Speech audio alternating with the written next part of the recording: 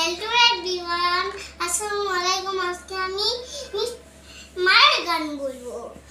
যদি ভিডিওটা ভালো লাগে লাইক শেয়ার কমেন্ট করে আমার পাশে থাকবেন।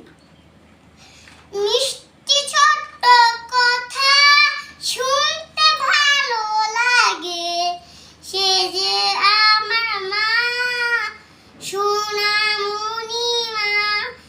ছোট্ট সবুজের ঘাসের ফুল দুলছে